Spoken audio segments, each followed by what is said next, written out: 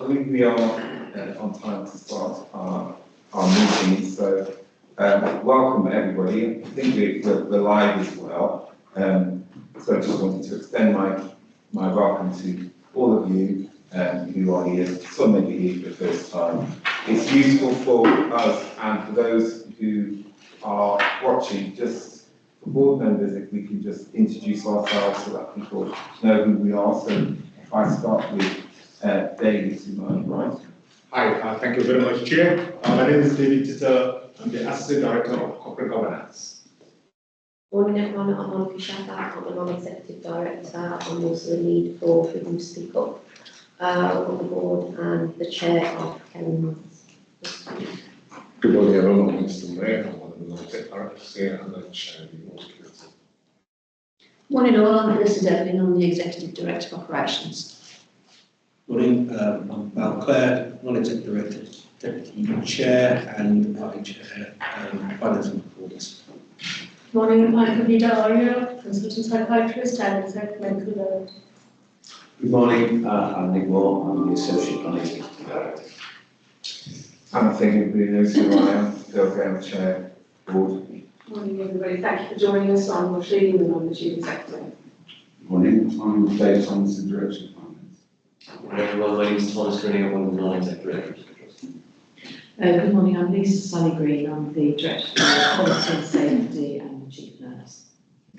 Morning, I'm Linda Cullen, I'm Non-Executive Director and Chair of the Policy and Safety Committee. Morning.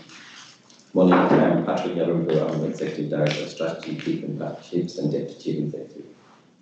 I'm Kat Cleverly, Company Secretary. I'm Paige, a Business Partner to Roisin and I'm Lily, I'm one of the new user governors, but I have my own title. A lot of people are probably fed with hearing. I'm Jackie of all trades and Mistress of None. I'm really here because Ustad convinced me I should give it a go. So that's fine. Morning all, I'm Mary, I'm one of the staff governors. Good morning everybody, I'm Anne Sykes, Head of Communications. Good morning, I'm Oliver Lappin, I'm the Associate Professor at University University and I'm on the Board of Governors as well. Brilliant. And we met Nikki, I think most people know who she is, because she introduced herself at the beginning of this meeting. So I just wanted to start off by saying that this isn't a public board meeting, this is our board meeting which has been held in public, and we do have just some governance arrangements in terms of how we facilitate and organise our board meetings. So you will know that we've got a set agenda, and obviously there are papers that have actually been uploaded to our website and they're accessible for the public members, and also governors are able to pose questions in relation to what's been discussed at the board meeting. And those questions are posed at the end of the meeting. I will ask at A or B if there are any questions from the public or from governors, and that gives you an opportunity to pose any questions. The questions you do pose do need to relate to what has been discussed in the board meeting.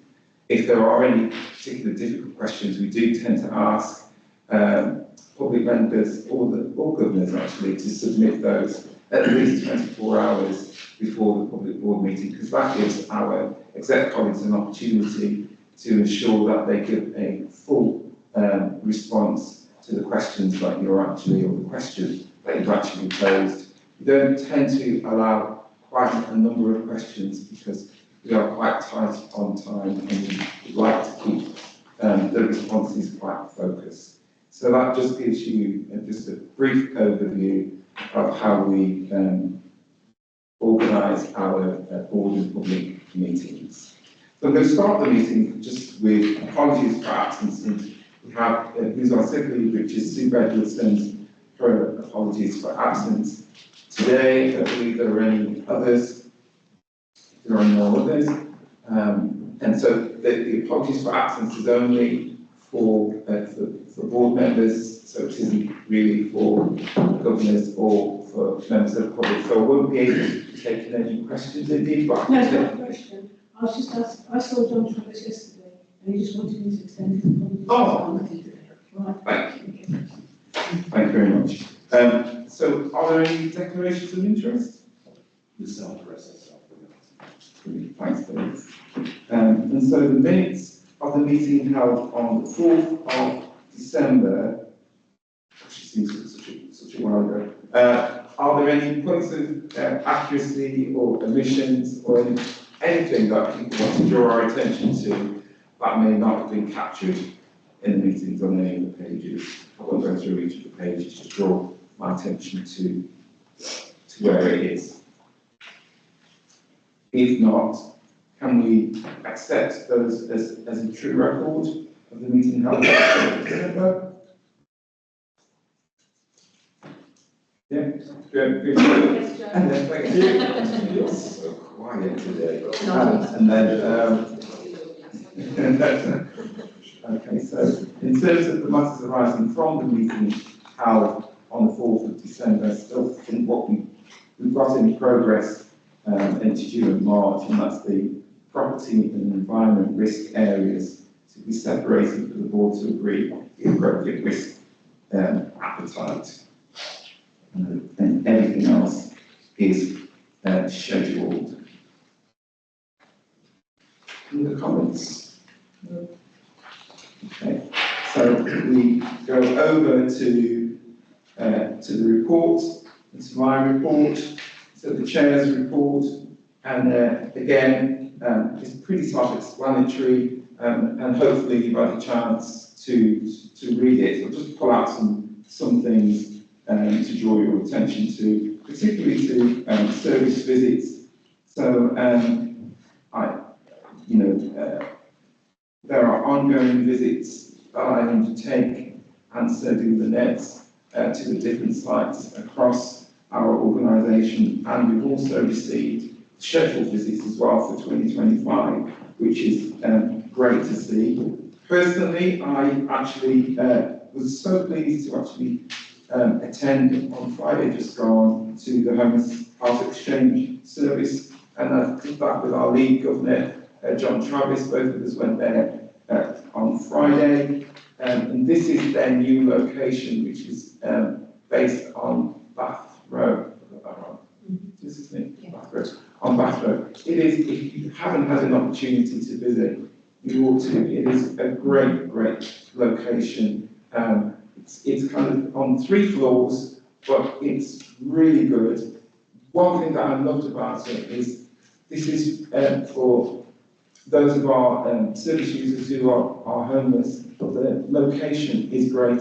It sends a very clear message that we actually value you, and you deserve to have the same access as other patients who have kind of nice environments and nice facilities to go and access services from. And I think that's what is absolutely great. I'm not criticising the previous location, but it seems to be tucked away around in the back, as they, you could also deem it as if they're not as important in society, but where they are now, nice, friendly, shiny locations. So really pleased to do that visit. Also, I've undertaken visits to Woodbury Gardens and Reservoir Court, and also inpatient units as well that I went to in Irvington, providing services to include a rehab unit, older people's inpatient unit, day centre, and CMHT base. So since the last meeting, been quite busy doing a number of visits. I talk about our partner and systems development and stakeholder meetings, which I attended, and I'm not proposing to go through all of that. There is a big piece on the mental health provider collaborative, and I'm sure that possibly will be discussed at some point, probably through the Chief Exec's report, may touch on it.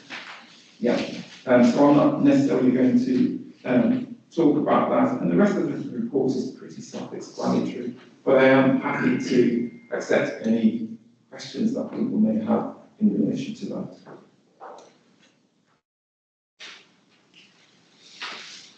Silence is gold. I'm just thinking upon your provide a collaborative position on, to understand a bit more about the tender provision of adults and so is that something you'll be touching on?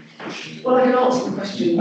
You'll notice that both Phil and I this time around have reported on the same things. We've got a bit of a repeat there, but it wasn't an intention to duplicate. But I'm happy to answer any questions you have about it. I just need to know more.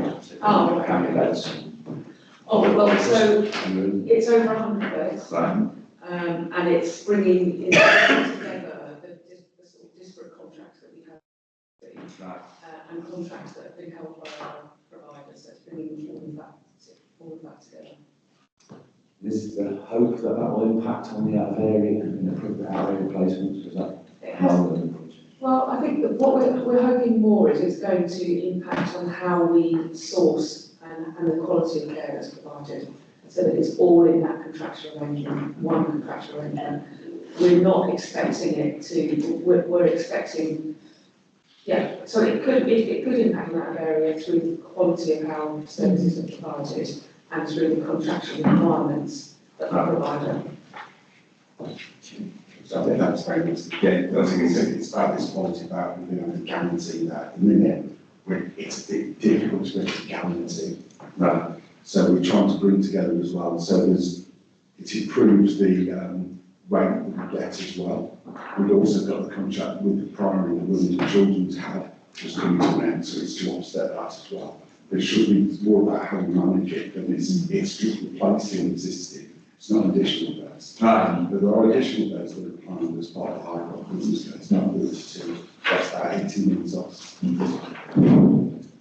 then we have an opportunity for you to, in more depth, ask questions about the mental health provider collaborative through the commission committee. Thank you, thanks, Nick. Great. If there are no other or further questions for me or for my report, I'll hand over to Sheen for the Chief Exec and Director of Operations report. Does you want to go first with the Follow on.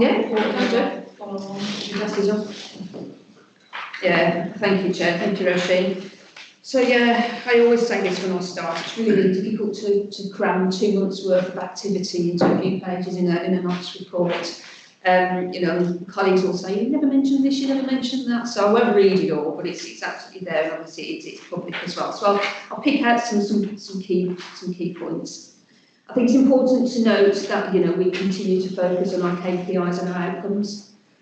Despite being in winter, despite having our winter plan, and despite the challenges we've had with COVID, with flu, and with the pressures across with our acute colleagues across the system, so we continue with that work, and that comes out in the report. It's also important to note around the transformation. All of the divisions, there's 4 of them, as I've highlighted in the report, again, have got ongoing transformation, which is fantastic. Reshaping the way we work, we've got investment coming into some areas, but actually, you know, how we're driving those changes forward, you know, with partners, with our staff, with our service users, with our carers, so that feels really, really encouraging. Also, our big drive around recruitment, so we're seeing probably more than green shoots, I'd say. I think our green shoots are beginning to bud now, because in some areas we've filled vacancies, specifically a drive around psychology as well, which has been a bit of a shortfall in some of our divisions, so that's really, really good to see that. So that's my little preamble. So I'll pick out a couple of things here. I think from acute, focusing first on our integrated community care and recovery, so ICCR. I think just wanted to note around the work around peer support workers and the recruitment there. I think that's really, really important to know that as they'll be part of our wellbeing service across the communities. And their focus is looking and supporting people who are in transition from one service to another. It's really important that the work that they're doing there. They're also supporting the Recovery College delivery of excessive, group interventions across ICCR. So hoping to try and pull out a little bit more of actually what that means, what the outcomes and what the impact is around that. I just wanted to note that today. In the community mental health teams, again linked into KPIs and outcomes, there's a lot of focus work on people in our caseloads. So obviously, Nikki mentioned it earlier, the work that we're doing there. People have been waiting for a long time, people waiting for appointments, which is, we've got some oversight from clinical service managers and the associate director and head of service actually looking at that. So overall, we're saying that, you know, because of the work we've been doing, we've reduced the waits for first appointment by 11%. I think that's a nice little sort of figure in there that we've quoted this month between June and December. So it's actually showing that some of the work that we're actually doing is come to fruition. We still have a lot of people waiting, so we know it's important to also note that, but it's good that the focus work is reaping rewards for service users being seen. Good that you mentioned the Homeless Health Exchange. You know, they're based in obviously Gatwood Green Centre, which is a GP. And the GP partnership is one of our partners who is delivering that service. So, bottom of the page there, we talk about ICCR for psychology services. Again, there's a successful recruitment there. And again, we just sort of highlighted there around how we've actually gone about that. So being quite creative around sort of splitting posts over 2 teams, looking at sort of skill mix, looking at to recruit to train, growing our own, and looking at funding from HPE. So again, just thinking creatively outside the box, we've created opportunities for people and to fill posts. So, and I know we've done that with some of our medical posts as well, and Fabina's been supporting with that. Secure and offender health, again, some sort of green shoots there. Important to note that that our low secure and CAMH service received their autism spectrum disorder accreditation for the next 3 years. That's a bit of a mouthful, that was. There's no acronym there, was there? So I think that's really, really important. And we're sort of looking at, you know, what does that mean? Do we need to roll that out elsewhere? But it's a really, really sort of good accreditation to actually focus on people who have learning disabilities and autistic people in the services. So really proud to announce that. Lots of work going on Tamarind, and again they're talking about their successes around mental health compliance visits, but also sort of a focus around the capital investment, particularly over at Rayside, which we've been talking about as ongoing here as a board. And also as FPP committee around some of the shortfalls in the estate and looking at actually how we support that. So that's important. Again, but on an estate theme, I think it's important again to note that you know, many of us have been out to HMP Birmingham, again the core estate there, and we've had some investment from charitable funds, so thank you Monica for that, to improve the environment, and also working with our HMP Birmingham colleagues around bids to improve some refurbishment areas of the showers, and the hatches as well. Continue to work with our partners, Birmingham Community Trust, and again, they've got improvements around recruitment, so that's really, really good. Bottom of the page there, seems to be a theme at the bottom of the page in psychology. Recruited 2 psychology posts, both band 7s and band 8Bs across the division, which is really, really good there. The division also has been focusing on their KPIs, and again some figures in there around supervision uptake is now at 85%, and appraisal at 90%. So again, good focus work and looking at the improvements that I've noted there. So if I move on to acute and urgent care, I think probably I would say out of all of the divisions really feeling it over the last couple of months with flow, with the pressures across the system, particularly from you know, an urgent and acute care perspective. We continue to work on the patient flow programme with our productivity plan, which we've got a lot of information in FPP committee, and we had a deep dive into that plan, you know, trying to give ourselves assurance and give the board and the committee assurance around that plan is working. We are focusing on the right things. You can see improvements in particular areas, but actually obviously got more work to be doing to improve that further. We've had some good feedback, particularly around the plan, and our focus is around clinical oversight, making sure we're focused on the quality improvements. And like I say, we had a deep dive at FPP committee, which we can talk about in a little bit more detail. Acute and urgent care also have a focus around their financial recovery plan. So that has been, again, a bit of a feature because of overspends in the area. They were presented at Sustainability Board with plans and suggestions around how they roll and move that forward. More work to do there to support the division, but absolutely on embracing the challenges that they have and how we can support them to move forward. Recruitment, I think, is important to note, and again, we've been picking this up in the division with deep dives, particularly the work home treatment teams, both in the south and the west now have actually recruited full-time managers in post. There's a shortfalls there, which you can see the impacts just around the flow and the support to the team. So really pleased that those 2 posts have been recruited too.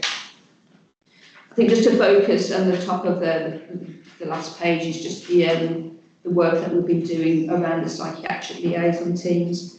So these are our teams that sit in each of the ED departments across our system. And we have the team that's moved from City Hospital over to the new Midland Met Hospital, which is just over the border in Cayfield, in Smethwick. The teams have been under a lot of pressure. We've put some additional resource in there, particularly over at QE, Queen Elizabeth Hospital, which has really been having some challenges around the flow and using our psychiatric decisions units a lot better to pull people across and support them in a different environment.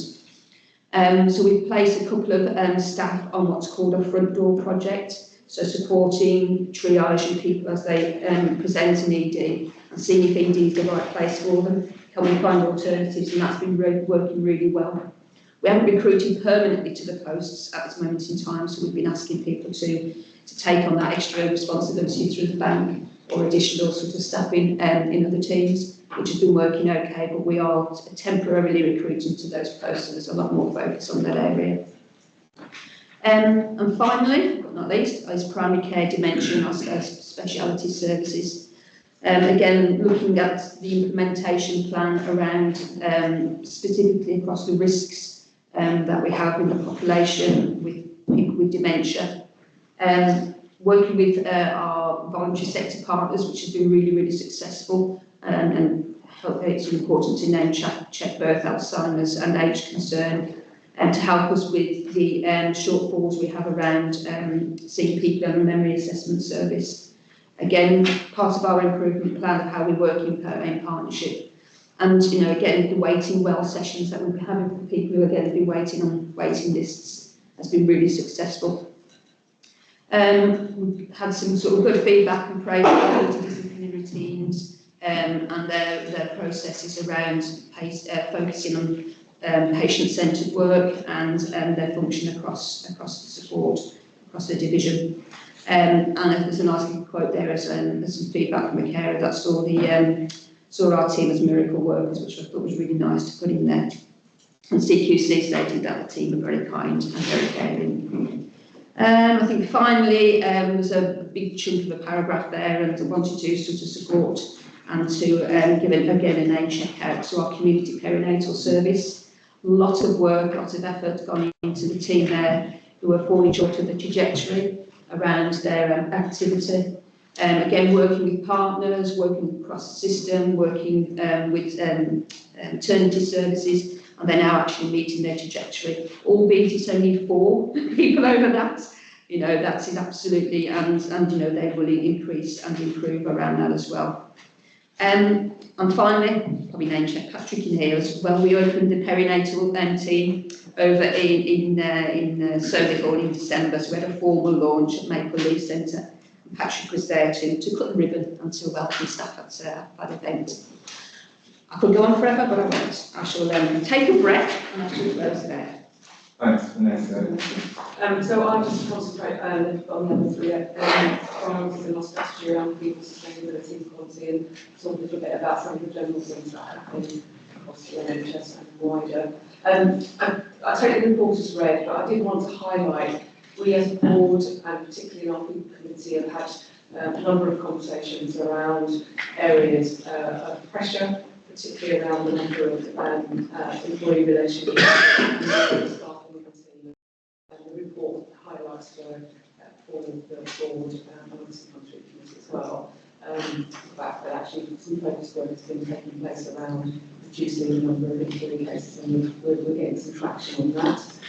And likewise, we've got some additional capacity in the team through successful recruitment. So I think there's a foundation now for really feeling like we can move forward with some of that. There's some really good practice happening around our people area. Not least that our people promise work was commended by NHS England, and I'm really pleased to be able to say that publicly, not least because in the NHS priorities and operational planning guidelines, there is specific mention of the fact that the promise work is something there's an expectation that we continue. So the fact that we are in a really strong position around that is important to us as well. And you'll note some of the statistics in there, so we're ahead of plan on all kinds of things. We still have some limited issues like levels of bank usage, but you know, we are in a very, very positive place around our use of bank and the agency spend and use the agency spend against our total pay. From a sustainability point of view, the Mental Health Provider Collaborative, there's quite a lot of information there about key work, but the work around developing the future model for children and young people, the work around developing new strategies is taking a lot of time and effort and is engaging quite a lot of people. And so we can expect to receive in the spring the outputs of that work and know that it has been undertaken through that very partnership and co-production modelling as well. On children and young people, public and the board will be aware that we continue to work towards a single model, an all-age model, but the idea that there is one provider of our all-age mental health services. So the programme and project work is going on in the background around that to enable that to happen later in the year as well. From a community care collaborative point of view, there again quite a lot of information in there, really links into the integrated neighbourhood teams, and again we look at the NHS priorities and operational planning guidance. We recognise the importance of maintaining that work. We in fact had a further meeting with Community Trust this week, and we have agreed some coming together to consider some further wraparound support to enable some further rollout of that important work. On the quality front, you'll note that in the report a few areas that we're all as a board very aware of. Nikki also mentioned the CMH team, the community mental health teams, and their most recent CQC visit and the lifting of the Section 29 that was established against that. So a real demonstration of how, with the right leadership in local services and the right drive and support and the positivity of leaders like Nikki, that actually you can make really inroads into our quality and safety ratings. You'll note that the senior report was published on Friday. Lots for us to really focus in on around that. Some really disappointing perspectives in that report as well. But an action plan developed by the senior leadership team of the division that was enacted fairly immediately and has been recognised as having done so by the CQC as well. So again, I think a potential for us to be in a much improved position through that collective leadership at the local level. From a Rayside point of view, Vanessa has already talked a little bit about this data and the her report, but the board will be aware that what underlines this is a cultural piece, a real sense. You'll note later in the board reports that when Emma Randall, our linguistic guardian comes, there's a whole section in there around concerns that are being raised, brought up by our Rayside colleagues. So I informed the board outside of our formal governance about the fact that we have we are engaging with some external support around being able to do a much more extensive culture and care piece. We're already involved in the national programme. We have one more at Rayside that had been earmarked for being involved in that, but we've chosen to engage that additional support, focusing on Rayside around the culture of care and reimagining, if you like, what Rayside so important for us to be getting behind that as a board. On a general front, really pleased to see that we have the information from Joanne Marie, the new Managing Director of Birmingham City Council, that a number of key appointments that have been empty for some time have now been appointed to. So in the coming months, we will begin to see new colleagues coming to join us from the Birmingham City Council perspective. I've also mentioned in the report about the NHS Federated Data Platform. So this is a platform that there is an expectation that all NHS organisations move to link into to enable us to have one space where all the data and information about patients is kept. So the expectation is over the next 2 years, all trusts will join that. At the moment, the focus is, as we often expect, is on acute trusts, but we are beginning to engage both as a system, but also as a mental health trust around what that might mean for us. You have noted earlier in the report, I also mentioned the patient portal. 2 things are actually linked. It's an opportunity for us to develop that patient portal and enable it to become part of the registered platform going forward. We've had quite good take up for something that we haven't prolifically promoted yet. So we've got about 600 patients that are actually using that portal already, and we just last week sent out communications to encourage colleagues to encourage more people to go on that. And then finally, I just wanted to, when I wrote the report, we hadn't had the NHS priorities and operational planning guidance. We were expecting it, but it was indeed launched and provided last Thursday. And it is significant in its ramifications for the NHS generally, and of course for mental health. So whilst we're very pleased that actually mental health is managed specifically as one of the 4 areas of priority, so a priority around improving urgent and urgent care, a priority around improving access and experience of primary care services and urgent dental care, a priority around mental health. And from our point of view, we're beginning to get more information about what that might mean. But certainly we already know that that focus on reducing the number of people who are waiting more than 12 hours in A&E is a big focus. Focus on children and people and improving access. Our figure has been put around over 340,000 people a commitment to continue to support the rollout of the mental health support teams into schools, and a target for this year of 50%. It's worth us noting that in Solihull we already have over 90% coverage in our schools. So we're already way ahead in Solihull around the coverage of those mental health support teams. So we're digesting what it's saying, we're beginning to think about what our responsibility is. But we recognise that whilst the £22 billion that was provided in the Chancellor's budget last year to the NHS was very welcome, we recognise that actually it will still mean that the financial settlement for the NHS during this coming year is likely to be slightly less than it was last year, given all the cost pressures, all the pay increases that have been agreed.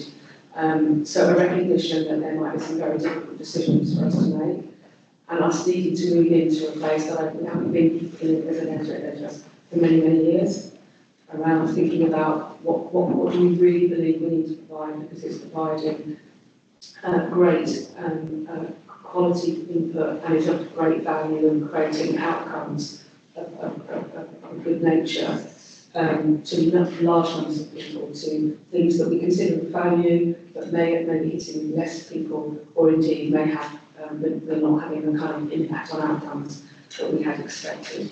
So we're heading ourselves up by making some really quite difficult decisions, both as a system but also as a mental health sense. So whilst there's been some protection for mental health by its inclusion in the guidance, by the fact that the mental health investment standard it will remain. But we also know that things like the specific development funds, SDFs, are not ring-fenced any longer. They are coming into what's called the base bottom line for financial settlement. And so it brings into question every service that's being provided now through SDF, and us needing to really think that through. So I didn't want to end on a I think it is hopeful from our point of view. I think we do believe through the partnership working we've got in Birmingham and Solihull system, we've always known that that partnership working. We have an experience for people with mental health in our system and an acknowledgement of its need as a priority. It didn't need to be mentioned in the guidance for learning, so we have to know that it's a priority. And I think that's positive. I think the fact that we are already have a number of areas and experiences of where we've formed and we're innovating. The fact that we already are involved in integrating expertise with our community colleagues and our community sector colleagues, that we have the 24/7 neighbourhood centre that is beginning to see patients last week, are things that give us real hope for the fact that we will be able to sustain this difficult period, but really focusing on what the future might look like in a different way.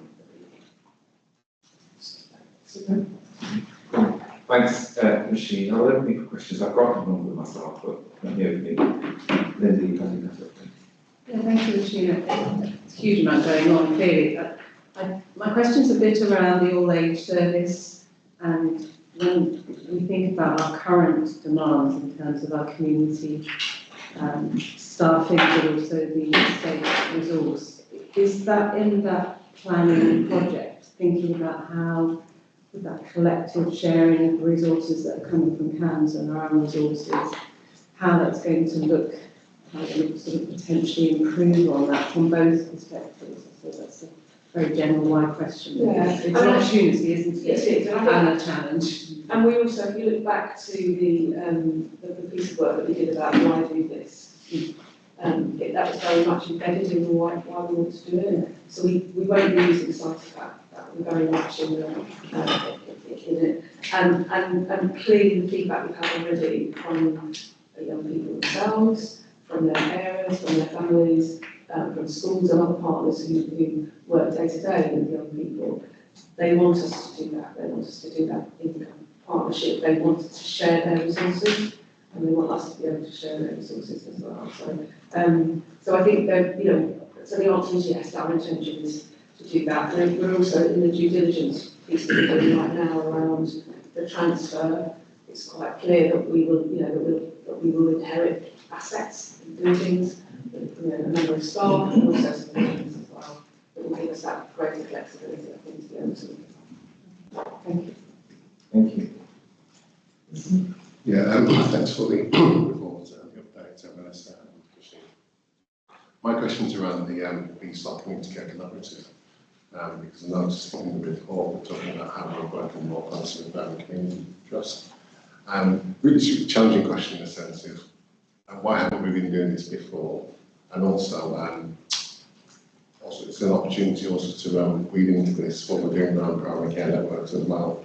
It seems to me that it's in line with going from secondary to community to primary. And just wanted an update on, in light of what you said about planning guidance as well, whether this is in line with the planning guidance or are there going to be any hurdles to that based on the priorities that we set up this week? Let's start with the last bit of the question. So planning guidance makes quite clear that we need to manage the challenges of today while also developing the search for the future. And that for me is why I think we're in a relatively strong position as a federal solid health system, but also as a health trust, because that has been the nature of what we've been trying to do.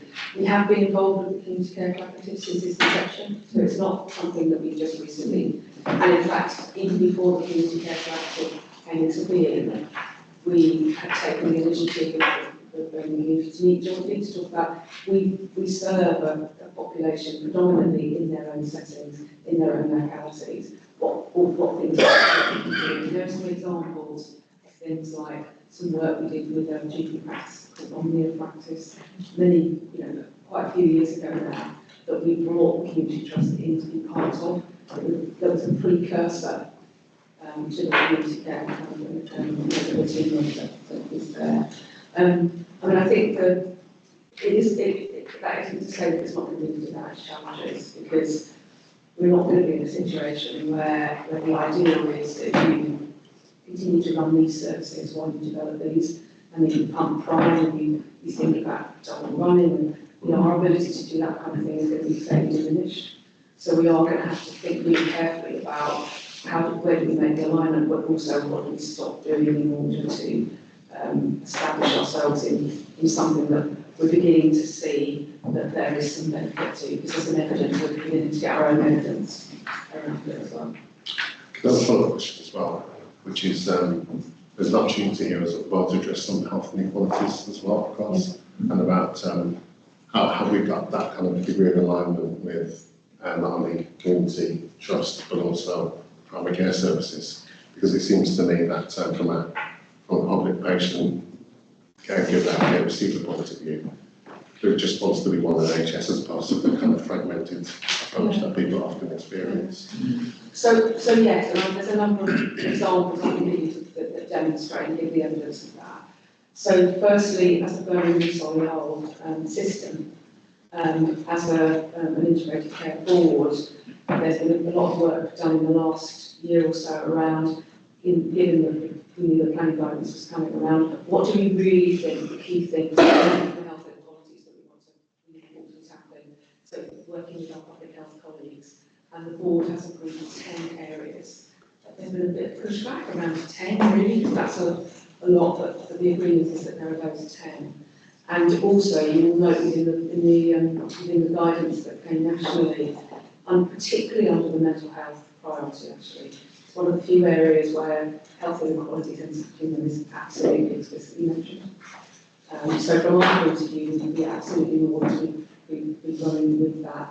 And the work that's happened so far in that community care collaborative has been exactly that, thinking about, this is the population of the East locality, what do we know about what its needs are, what do we know about its demand on health is, and utilise that in that way.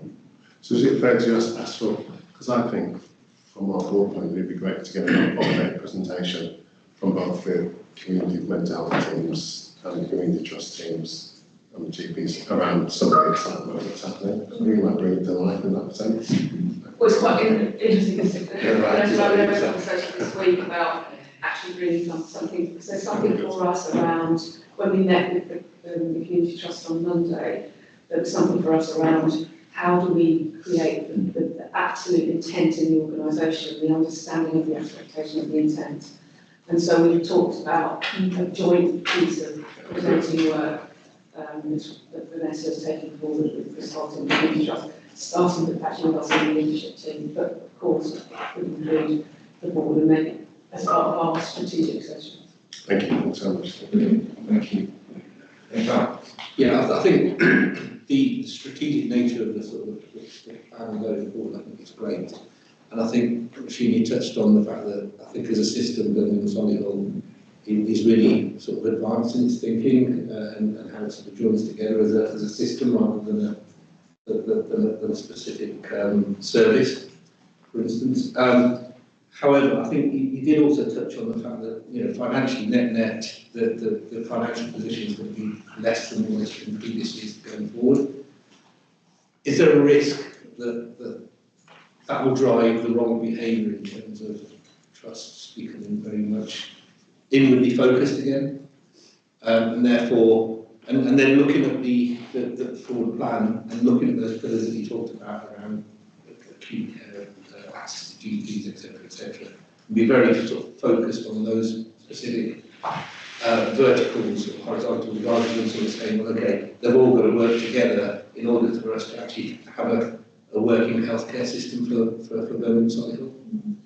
It absolutely is a risk.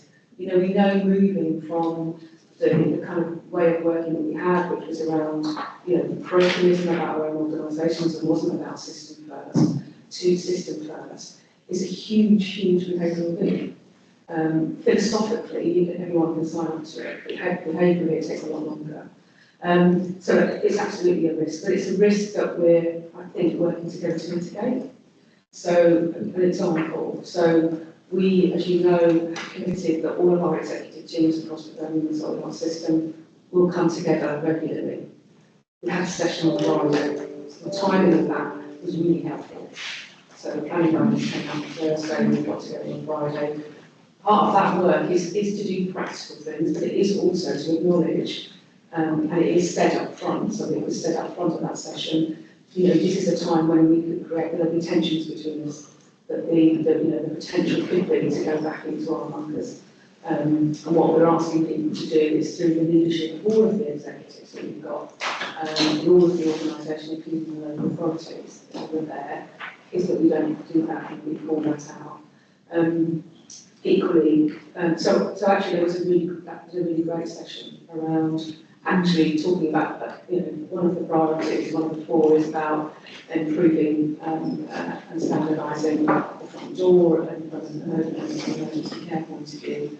That conversation led us to what's written here around what the community care club is doing. It didn't lead us to, the ambulance trust needs to do X and the UHB needs to, the university hospital needs to do X and Y. It led us to, we all need to get behind the neighbourhood model. So I think having those kind of structures and frameworks in place, so I think that's going to be enough.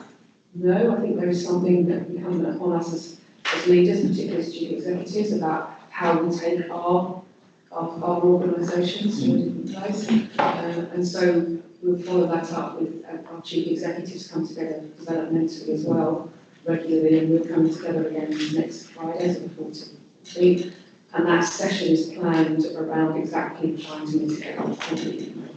That's good. Yes, okay, just this is what's also happening is each of the functional execs is involved in, equivalence with their people right across. What happens in the finance community has been extraordinary for the last 2 years. I've never seen anything like it in terms of working with the system. So we go through the route that it's not about risk shifting or any of that type of stuff. It's time to explore it. It's about what's in the interest of the system. How do we move stuff between us to work through? I think you've got to get the balance of how do you look actually how you're responsible for the population, but it's in the context of the overall. So I think absolutely right across, I think we're unanimous in terms of system first and people approach, but sometimes it's quite difficult to maintain that. So you do get, because as you said, core how the areas when it happens, and pick it up, but that's welcome.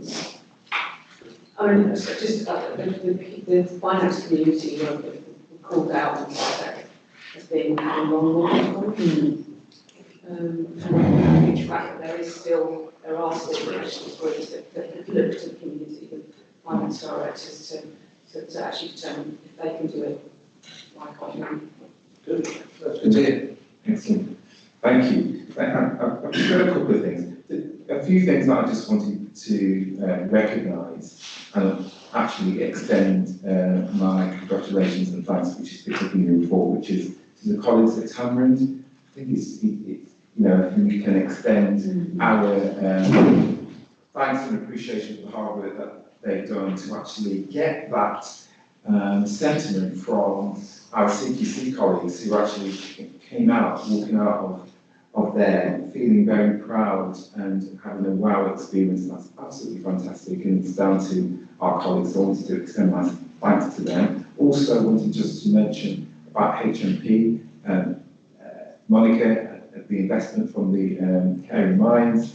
I was there, I saw those showers, and I also saw the area where staff could actually go and just relax and reflect in such a hectic environment, and the staff there do a phenomenal job. They're absolutely fantastic, so I'm really super pleased to see that. The other thing that is just interesting having our staff story and talking about some of the challenges in CMHT, and the report mentions the reduction of weights, but also talks about caseloads are very high, 23,000.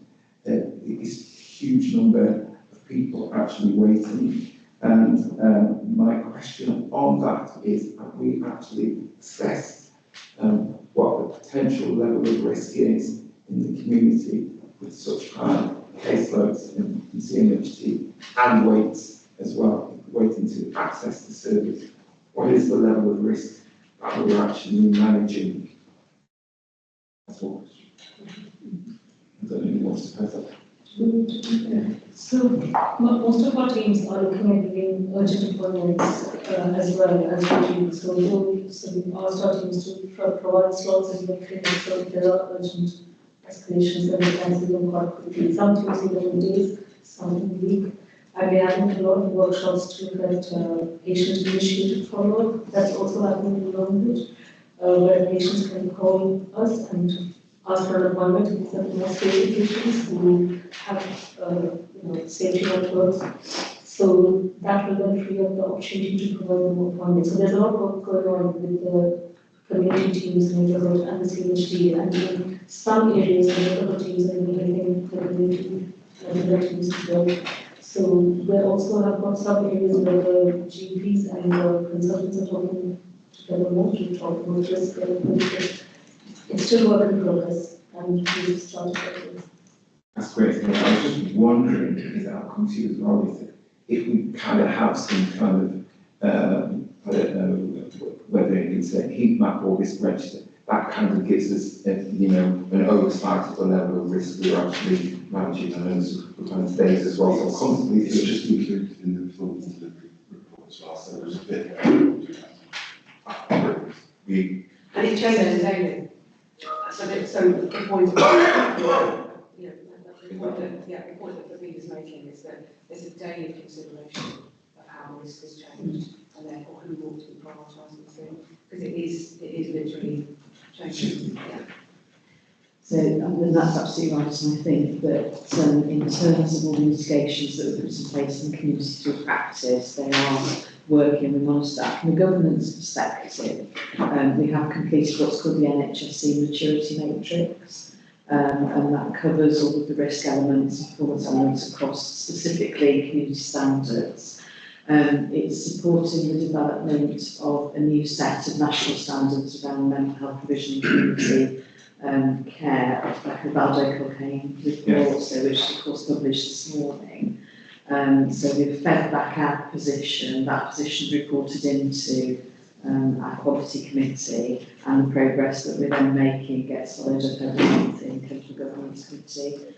A lot of the work that we're doing around the community transformation programme then features the long-term improvements that need to be made in support of the staff, and we're also currently, in light of our biggest risks being caseloads and waiting times, the staffing levels across those community teams. So we've finished inpatients. Community teams are more complex because it does fluctuate and it is variable, but we're doing that specific work as well. Thank you.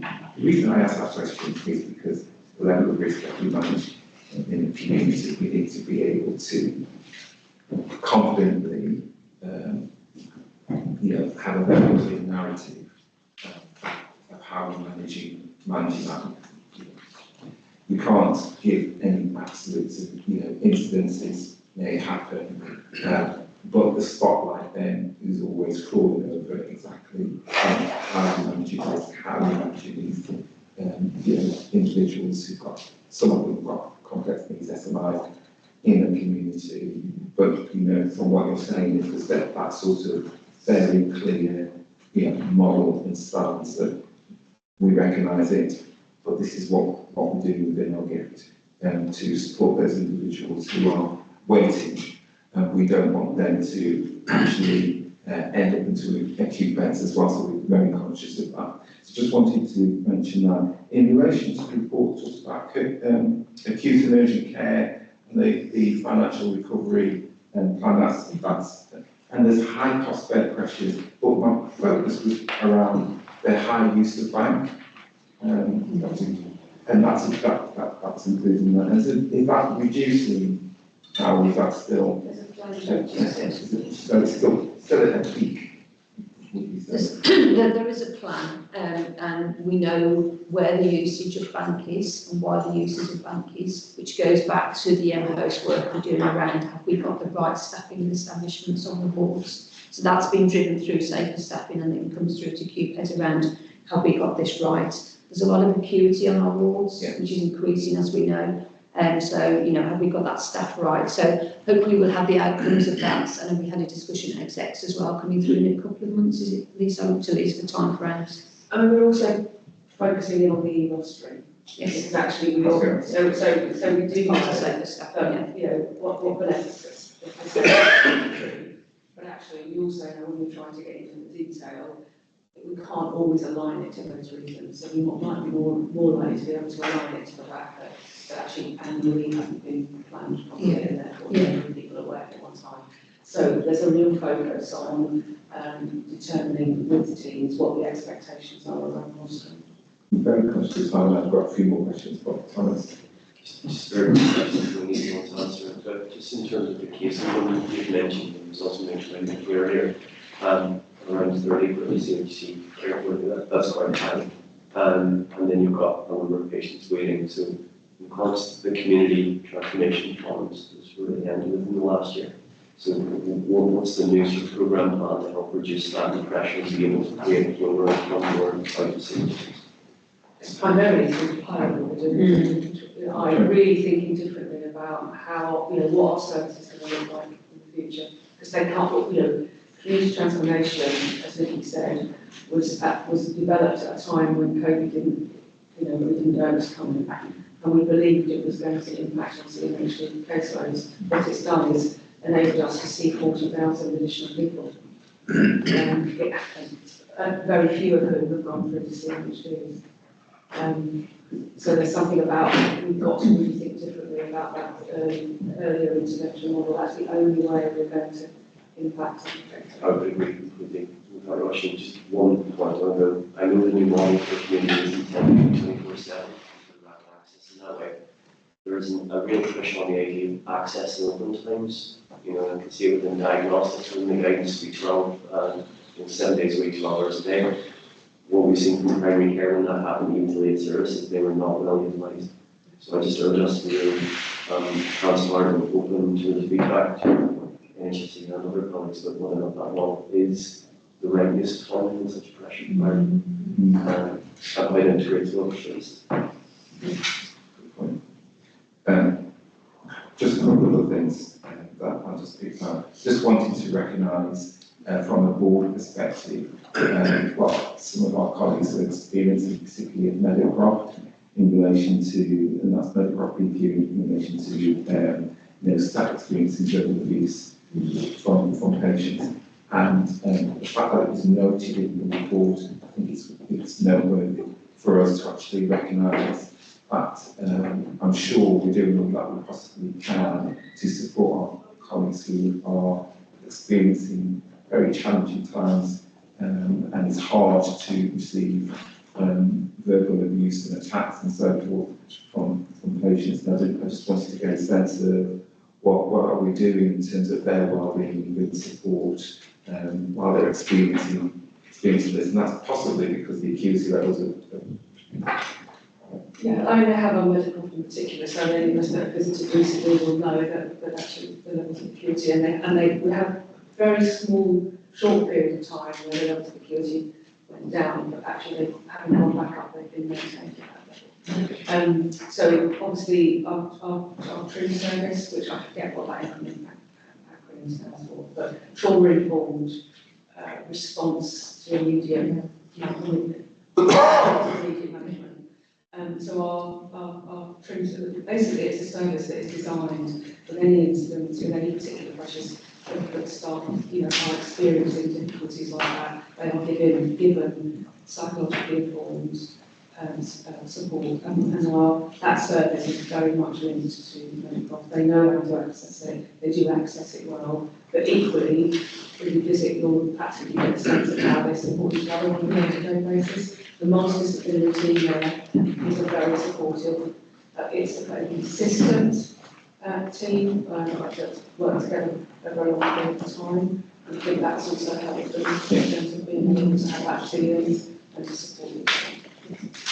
Just to add that in the last year also we looked at a lot of who was admitted to our wards and the patients like the right environment at all times, and we did exactly the general work within the public and the nature of additions and what we learned. We've also had conversations with other agencies in the area and explained to me. We asked our colleagues to keep feeding back towards them and escalating towards the other. Actually, my final question, my final point, obviously you've had the CPC report in relation to the findings of the inspection that was in the unit.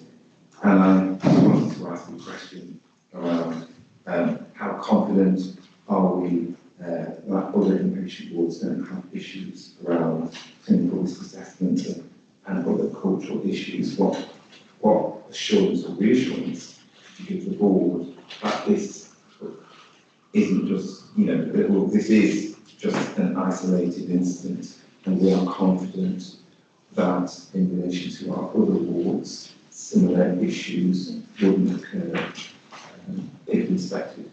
I suppose there's a number of things, not there, but I mean, you will also know that the approach that we asked in the escalating with the teams, the local subdivision team, leadership team, they very clearly were given a remit of not just the specifics of seeing the general across their division.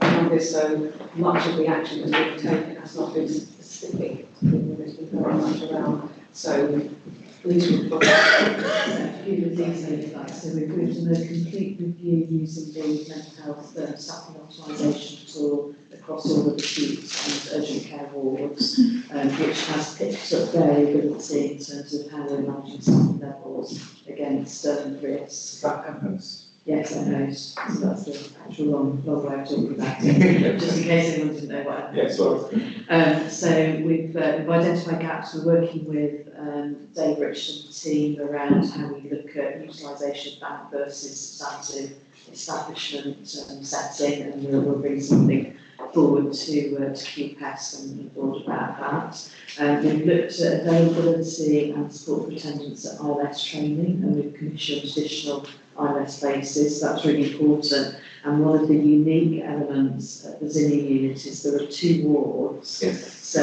there aren't the scale and number of staff available on the site if when you have a medical emergency in comparison, say, with one of our secure hospitals or the Oliaster or elsewhere. So if 1 or 2 people are designated to support a different ward in terms of response, but there's only one in the ward, you get 1 or 2 people.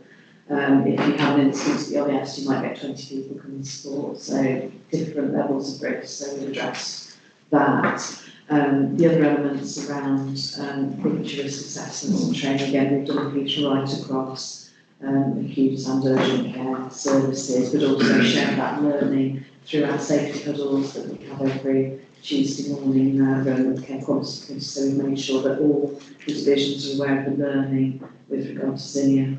Most importantly, I think the key element and one of the big pieces of learning for us from Zinnia was around rostering and staff deployment. And given it was half term, we didn't have the same level of substantive staff that we would see in a school holiday week. So that's big learning for us. We've reset some rules across the rostering. We've now got more than 200 managers and leaders trained in e-roster, and we've agreed in the last month some specific controls around rostering that will start to mitigate. And it supports the manager in terms of those roster rules. It gives them prompts around have you checked, have you checked, have you checked, and then they are now signed off at the nurse manager level. I see those clinical nurse managers every month in the Safe Staffing Committee, and we're able to go through a report now that talks about rostering compliance. That detail having been given to those clinical nurse managers in advance. So I think we've got a lot more controls in place than perhaps we did before. And people are kind of working together, sharing learning actually now between divisions. There's a lot of sharing in that happens about when we now do it this way, we can do it that way. So we've done some very specific, I've done some very specific personal communications with leaders in advance of this afternoon Easter. So we're starting to get down into culture around good practice, rather than it being a kind of a transactional monitoring of data. It's about how are we preparing now, and let's recognise this is reality for us and good learning for us. Excellent. That's just exactly what I wanted to hear. Two things, really. The response in relation to the outcome of the CPC report, rather than it just being targeted at Zinnia, that you actually, cascaded that learning across all of the units. So sometimes you can feel quite bruised and battered if it's just like you need to improve, whereas actually there's some learning for all of us here, and we need to apply that. And then the second point that you finish off with is around e-rostering. And I've always believed that that hasn't actually been fully utilised to its optimum. But hearing what you're saying, hopefully you should see the difference in that now, because obviously that's about planning, that's about getting the rotors, up on the system 8 weeks prior, so you can actually see where, if there are any gaps and spots, we need to move people on. Brilliant, thank you very much. I know I've taken up some time, I just wanted to cover those questions, so thank you all for your responses. And so we're going to move on to David and the Bath. Yes, thank you very much, Chair. I think the report has read, so I just want to draw out a few points for the board to be aware of. So the report seeks to provide, to present the board assurance framework to the board, to the board of directors for scrutiny, oversight, and also to provide assurance as well, following its recommendation by the audit committee. It's worth noting that the BAF is an extension of the trust risk management arrangement, and it seeks to provide an overview of risks that are linked to the delivery of the statutory objectives of the organization. So in terms of what we need to be aware of is the fact that for BAF SR7, it's still being developed and finalized. It will be included in the next iteration of the BAF. Then in terms of the key changes that have been articulated here, worth noting is the fact that we have the key changes that have been reflected here are those that are linked to the target risk scores that have been aligned to our risk appetite framework that has been done, and then also actions that have been completed have also been turned green as well, and then there are some requests for actions to be due date for actions to be extended. The rationale for that is also reflected as well in various sections equally. In terms of the key issues worth noting is the fact that there will be a need for the BAF to be aligned to our refreshed strategic trust strategy for 25-26, in line with the light of the publication of the guiding planning of the NHS, the 2025-26 NHS priorities and operational planning guidance as well, so that we are in line with that. It's also worth underlining that the changes that were articulated at the various board committees are gradually being worked through by the relevant executive directors and their ADs. So they have not been incorporated here, but they will be included in the next iteration of the BAF, because we need to go through the risk management group for endorsement. In terms of the acts from the board, the very first thing is for the board to note the content of the report, and then the second element is for the board to review, scrutinize, and gain assurance that risks linked to the BAF the risks on the BAF are being mitigated and managed appropriately in line with best practice and our risk management policy. Then, in terms of the enclosures here, we've got we've got two tables. One is the summary of the BAF, the second is the heat map, and then in terms of the appendixes, we've got the appendices that is set out the BAF in more details. Happy to take questions. Thank you, David. Are there any questions? There's another question. I just wanted to make a comment about how helpful it is to see the closing of the loop in the report. So the fact that we refreshed our risk appetite, and then now that's been closed off in terms of the updates to the actual risk ratings and the adjustments that have been made. So I just wanted to acknowledge it and thank everybody for the work they're trying to get us to that position. Thank you very much. I suppose just since the committee meetings when we went through this, since this was written in the SL7, it's been drafted, so that's due to go to exactly the next couple of weeks. So we'd hope to get that finalised then, so, because that was the one that hadn't really worked on previously. Any more questions? Just one more comment really, that the audit committee did go also looked at the in a lot more sense.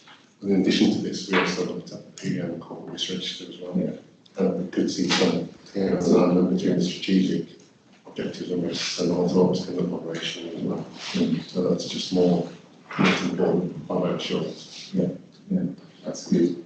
I just have one question, just how confident are we that we are that we have the appropriate actions and activities to embed WAF across the trust, and regularly reviewing and updating it so that ownership is rather than just a few people, it's spread across the organisation. How confident are we that that's that embedding and becoming part of the project? It is a work in progress. What we just need to recognize is the fact that when the BAF was, the new BAF was ratified by the board in December, it's been to key governance meetings. It's been to the OMT, it's been to, and then a lot of the city, the ADs are fully aware of the BAF at the moment. They are fully engaging with that, with the review of the actions, some of the controls and the assurance on the BAF. They take that piece of work in multidisciplinary meetings that I do facilitate and work alongside with them in terms of reviewing the BAF. What we're doing as well is making sure that it doesn't just end at that level, that it gets shared with colleagues and linked up to our operational rates as well. Because our operational rates contribute to helping us to mitigate and properly manage the BAF. So we're making that link as well. Thank you. Well, hopefully we'll get to that will be reflected in the committees as well. To touch on it in terms of ensuring that it's a focus of their discussions as well with the committees. So thank you for that, David. So it's going to publish for. People remember there was a board development session probably this time last month. What we've agreed that we do following on from that is pick up the actions we were talking about there. So Kat, David and I know it has been really weak to go through that, so we will put something out about how we take that forward.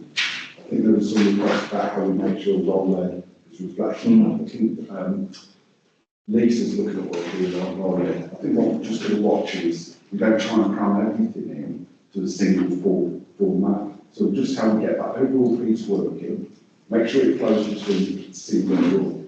I think we're actually well placed how these things fit together, which is what I said there.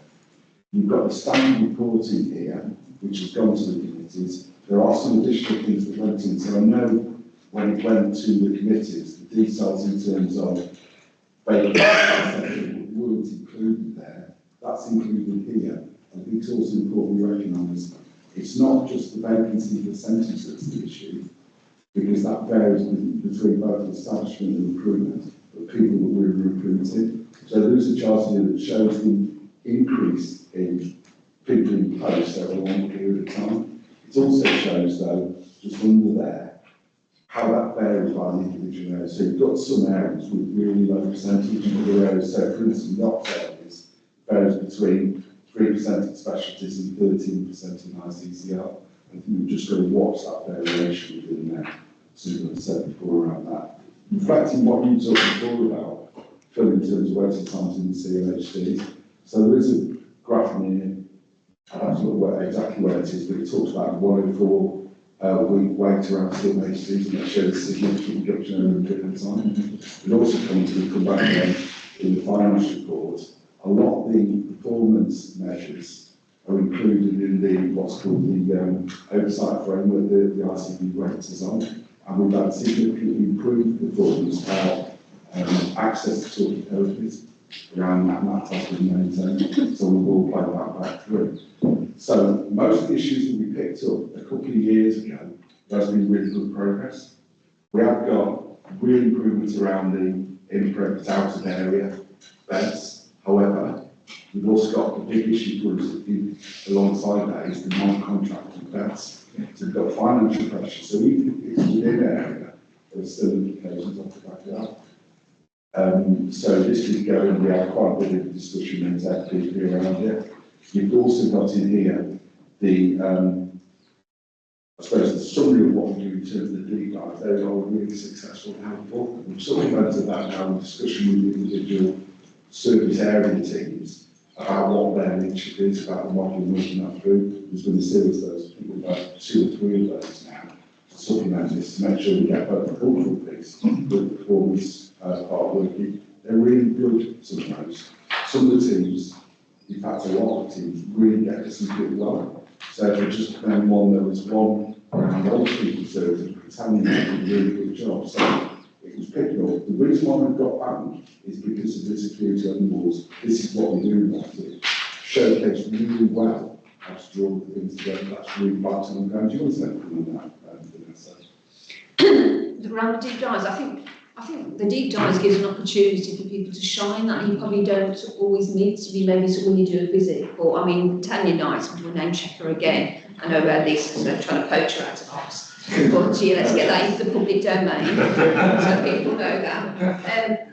Just her sort of, I don't know, her knowledge of sort of, you know, clinically what's you know, what the challenges are, but then her data and how she was working it through. It was just like a real exceptional piece of, you know, presentation and how she described it. So I think it is pulling through and it's really shining the light on people who are sometimes under the radar. I know she was really nervous about doing it, but when she started, we were like, whoa, you know, this is really great. So I think it's, I don't think you can capture what that feels like in the slides. I'm just wondering, Dave, I know we've had a discussion around maybe the teams come to FPP committee and maybe sort of, you know, describe one of those, you know, do one of those presentations so you can actually feel it for yourself.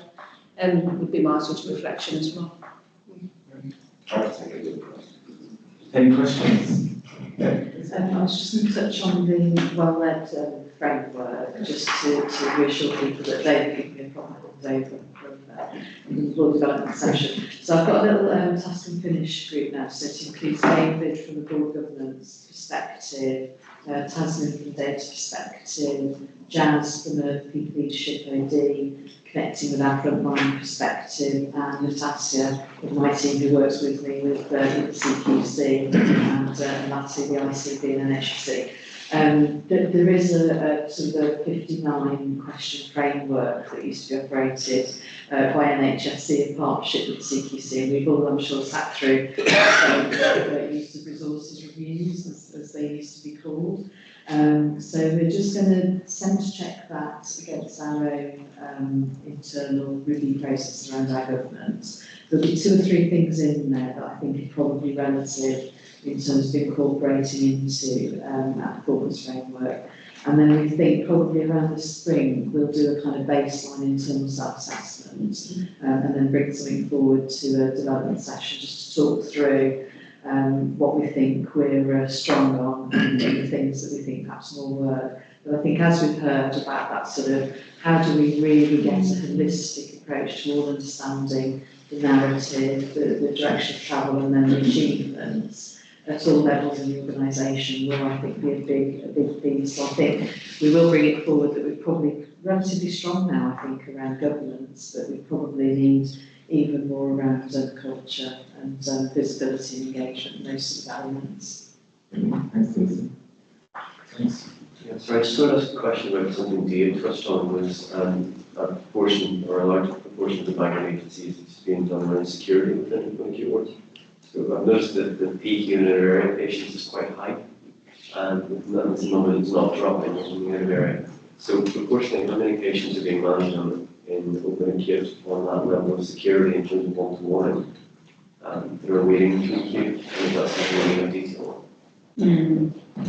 I thought, on the top of my head, I wouldn't know figures, but you're right, because I suppose it's, if I try to describe it as we have people placed out of area, like, you know, inappropriately in PQ beds, who are ready to step down. So we could be using that facility. We've also got people sort of who maybe need to be admitted into a PQ that we are and have had to, and it sort of links with what David was saying earlier. Do have some complex needs, so do need to have additional support because they're probably not in the right bed. So we do have to do quite a lot of manoeuvring to make sure that people are going into that PQ ward. And people may be admitted to an acute ward, but then become more unwell because of the admission and need more support. So again, then you've got that sort of stepping up to PQ. I think it's a real challenge, I'd say, with our clinicians and with our wards, actually how to try and manage that. But it's the planning ahead as much as you can do, and it's being sort of trying to be aware of sort of stepping down, creating the capacity and moving people around probably a bit sooner than we should be. I don't know if Davida wants to add that. Yeah, it's a challenge. It's a very dynamic situation that the management meet twice a day, sometimes I join that meeting as well. And if you do need clinician who needs a particular the clinicians come together and understand where the patient goes. One of the challenges we do have is that out of the people are very selective. So the ones that we do admit are quite, more homeless than most of the places. So we are getting the staffing levels have to correspond as well. But when we do need to step down people from we actively look, because we need to move them to less restricted place as soon as they're ready. So we are very much on, this person needs to be stepping down, let's start looking. Even if it's not out of bed, we can turn out of the acute bed. We do try to do that so that the patients in a less restricted environment. And we also use the knowledge of people who know them before, where they've been admitted before, what's helped them. And we've also noticed some of our out-of-bed providers use more odds than others. They're trying to understand what's the reason and the quality of insights. So there's a lot of work going on in that. But I don't think that there's been any major escalations that people who have not got. Some of our people that are blocked to things like energy issues and things like that. And that's national issues for us, and that doesn't affect our capacity. I'm just going to make a point that in part of the answer also links to the answer that's been to the question that Nick asked about the procurement process, because we recognise that, it's been said that actually we've got differential thresholds for additional staffing, and that looks like across different providers. So, particularly a concern about levels of one-to-one special need in private providers. So the idea of procurement is to begin to have that more quality and standardised approach to how we expect organisations to operate. I just think in terms of what we're seeing with that risk being managed in the work, as services start to get under pressure, you tend to find worse terms of changes in the system, if you like, in the acute wards. More complex patients probably should be managed there. If we go into that and slightly more, we may find out some small changes we can make in the big difference. Thank you.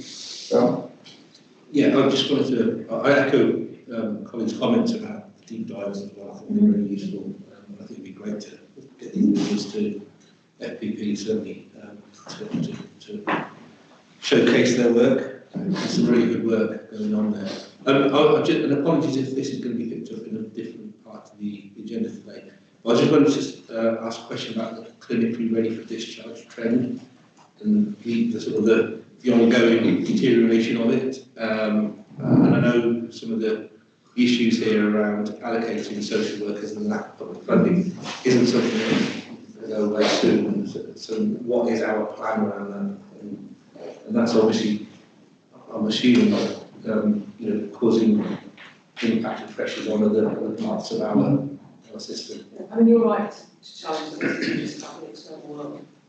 But there are things that we should be doing. So we have recently had some support from the ICB, the Strategic Commissioning Arm, particularly around individuals who've stayed on list. And that has highlighted that there are quite a number of things that we as an organisation need to do as well. So there's an action plan that's been developed on the back of that. So we are paying attention to the things that we know are in our systems and that need our clinicians to understand what the expectations are. But it doesn't mean we aren't working on things that Erin Alvey gives as well. So Vanessa has regular contact with our local authority colleagues around allocation of social workers. We know that there are some more social workers coming into being, but there's also an anxiety that you have a social worker and then it becomes a placement that can't be found. So you fix one thing and it highlights another thing. So that element of the work is also being undertaken. Is there an element of our collective risk appetite that's contributing to this as well? Are we less reluctant to put an individual back out into the Yeah, community? so one of the things, is, it's the point at which clinical teams are thinking about discharge is something we need to be challenging. We ought to be thinking about discharge as soon as someone's admitted.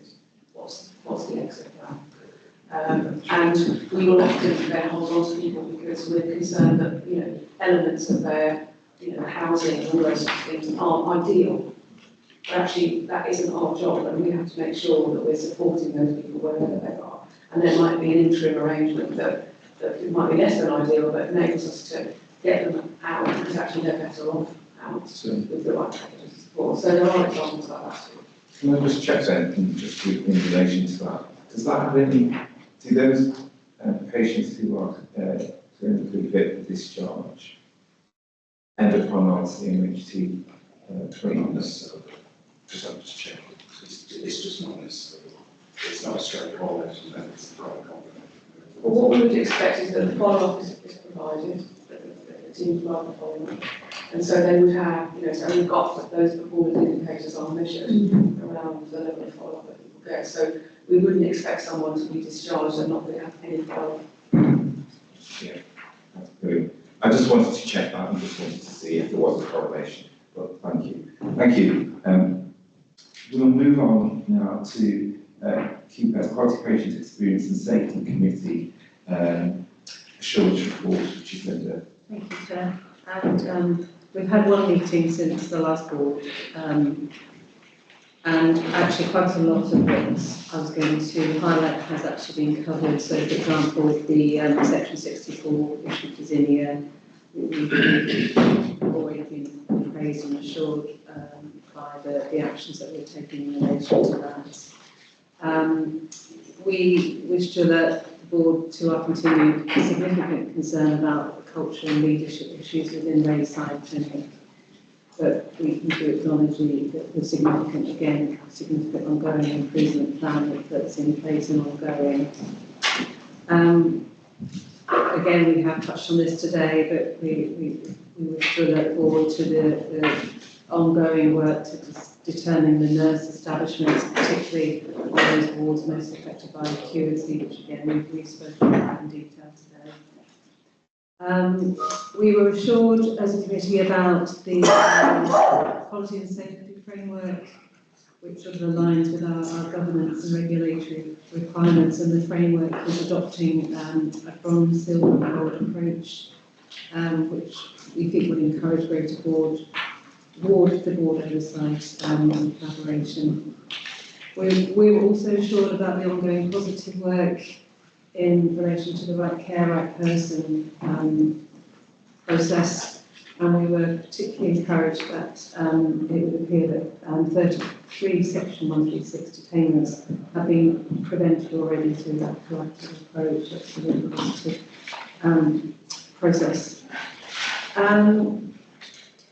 We also I just want to advise you on the Trust's involvement in the Culture Care Quality Improvement Project. So that's a national programme focusing on trial and coping standards for inpatient care.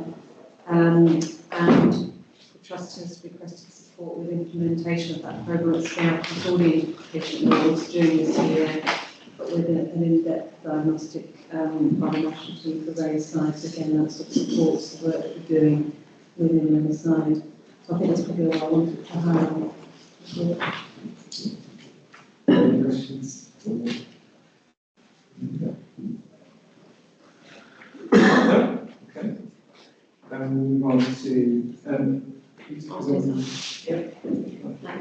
I'll ask Sandy Pursuit, who was obviously at the moment. I'm going to take the report as read, but I'll just highlight some of the key points. So in terms of alert, there was a key concern that our values-based appraisals remain below target at 80.1% against a trust-wide target of 90%. I know that this isn't the case in some of the divisions, but across the trust, that's where we're standing at the moment.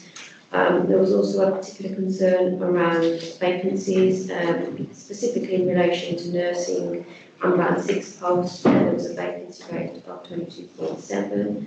There's also a bit of a concern around occupational therapists and administration staff as well. And we noted the challenges across the system with regards to sickness levels. I do want to caveat all of that though, in that whilst these are concerns that we are alerting the board to, for us as a trust, what we don't actually know as a committee at the moment, and we're trying to identify, is how this compares to other trusts. So whilst it might be a concern for us and the levels that the indicators that we've given ourselves, actually we might be performing a lot better than other trusts, so we might not be in a bad place as such. In terms of assured, I wanted to assure the board that there is ongoing work with the Freedom to Speak Up Guardians, and it was really good to see that there's been a lot of contacts. It shows how the system is being more embedded across the trust, and fantastic work the Guardians are doing. We spoke about ensuring that we can get some more data, because some of the data that we have can be skewed because of the way that some of the concerns are brought forward. For example, if they're on the telephone, we don't necessarily ask the same questions as if they're in face-to-face, so we can't always get the same data. So we talked about how we might be able to refine that a little bit. I know Lisa's already mentioned this earlier, but it's really good to see that over 200 staff have completed the rostering e-learning package, which is great, and we can see the impact that that's having going forwards. And there's been lots of stay conversations. The pilot has been embedded quite well and established, so it's great to see some of the data that's coming from individuals who have been in the trust for a number of years. In terms of advice, there was a lot of discussion on the activities and the plans from the Race Equality Network, and we focused on how HR processes could be streamlined and how potentially increase accessibility to the network, but also how the network could integrate and align with other networks across the trust where there are joint kind of aims and objectives. So in particular, for example, the transforming our culture and the staff experience working groups. And then we've just talked about earlier when David was presented the back around the risks that we discussed and revised. Take any questions. It wasn't a question on it, it was a comment in response to the point about not being able to, the committee not being able to get information about other trusts. So as the workforce leader of the system, I'm happy to work so that we can provide the pack that we get that tells us what Birmingham and Solihull, what's happening in Birmingham and Solihull. And I can tell you that as of today, our sickness rate isn't the highest in the system, but it isn't the lowest.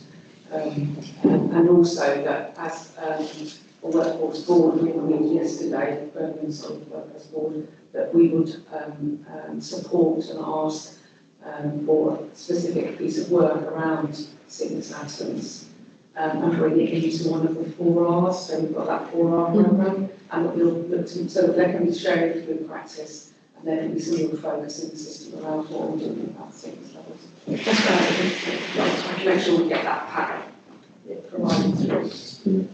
Associated with that as well.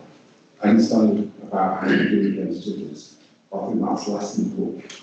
If I've heard it right, I think that's less important than what it means to us. So what I heard was how we compare to others, also like a performance level. I think it's really important. It's actually how we're doing and how we're improving rather than comparing to others. So I'm just interested in what was that about? I understand we need the information to understand how we're doing there, but what was that about? I think sometimes there can be, as a committee, focus on where things might be going wrong, and it actually, in reality, I mean, you said we're not the worst. That's great to hear. If we are the worst, we know that we need to be doing a lot more than the mitigation that we've been presented with and the actions that we've been presented with. It's also around actually some of the actions that we've been presented with in terms of trying to improve things. There have been actions for a long period of time, and we don't know whether they're actually making a significant difference in terms of trying to achieve that target. Yeah, thanks. So though I wasn't in this specific committee, I know that one of the things that the non-execs have been keen to do is take an appreciative inquiry approach, as in understanding how we compare to others. But doesn't negate the fact that we need to understand where we are in terms of the experience of our staff.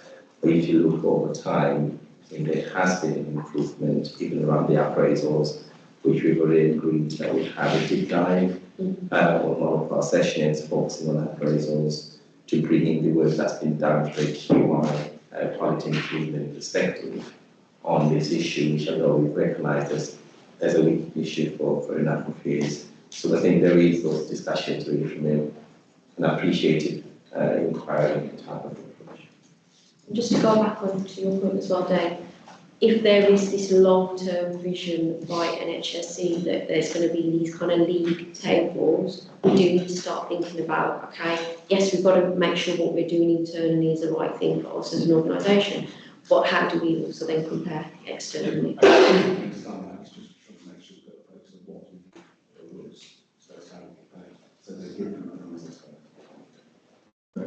you. There was obviously some things that were in the IPR which has just been touched on, Patrick touched on. One of them, which is around the appraisal rates currently at 75. 80. Is it, or is it shifted to 80? 80, yes. The target is 90. But the target is 95, isn't it? 90. 90, sorry. I'm trying to stretch and also, you know, I was just going to ask how confident do you think we are in terms of the target for the vacancy rate? Because the target is it in that, I've got the timeline, is it 11%? That's the target. Yeah, so I think in terms of what we put in our workforce plan, I am confident that we're able to achieve that because we did put a plan forward, which I think we've been performing quite well against that. I think for me is how do we make sure that we then focus on more of some of the other professions, so at least a total of the band 60s. So when you look at overall, we might say we're achieving the target because we've had a number of band 5s joining the organisation, but we are some of the hotspots. So that is the piece of work that we need to do. But in terms of the plan that we presented to the board, I think we're on track to deliver that. Can I ask a follow-up to that? So recently the Front Abbey Committee with an adverse report on medical job planning as well. So when you say you're confident that you're including that, which relates to medical staff as well as other groups of staff as well? Yeah, they are. I was going to point to, did you want to respond to that? Yeah, we've spoken to about the job planning that we are on an improvement journey, we have a way to go, but we have improved a little bit from last time. So we are working closely with that improvement, while our appraisal rates are constant, our job planning is correctly. So would we therefore be expecting around another 80% or more in terms of medical job planning? Yeah, definitely, we would expect more than 80%. So we can better. Yeah. In the medical staff, Is that Appraisal rates. appraisal rates? Yeah. I don't think it's the same kind of process, isn't it? Where you're, they're actually separate. They're separate. So the appraisal rates for our doctors are excellent. Yeah. Job planning is a completely different process. Right. That's a different thing. Right. But one must point to the other, or one just completely, it doesn't at all? They're working the same contracts. Yeah, they should also be. Yeah, the other one's about how you're doing against that. I would have thought so. The job plan determines what you do in your session time. Yes. So it breaks your time up into 10 sessions. Yeah. And it tells you what you're going to be doing with it. It doesn't go into the detail of how you're doing, what the expectations of how patients experience you, which is what the appraisal focuses on. Interesting. Thomas. Running the graph. Thanks. Well, you mentioned earlier about working in partnership with other organisations.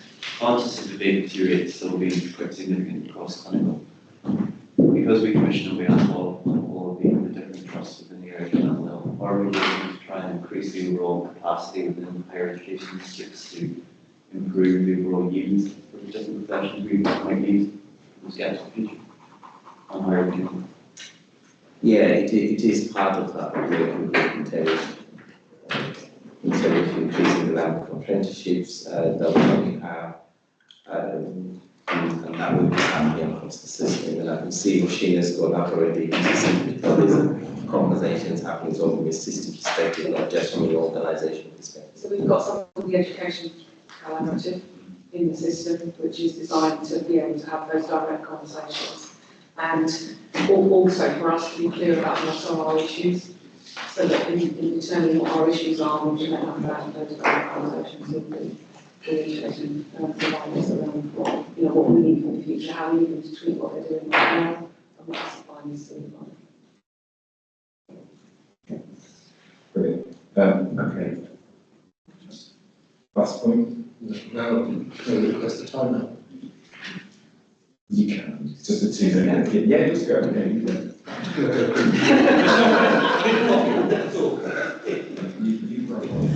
We'll continue. Is there anybody else who needs to?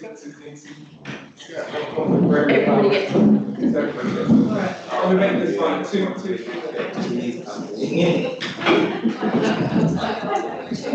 Yeah. Just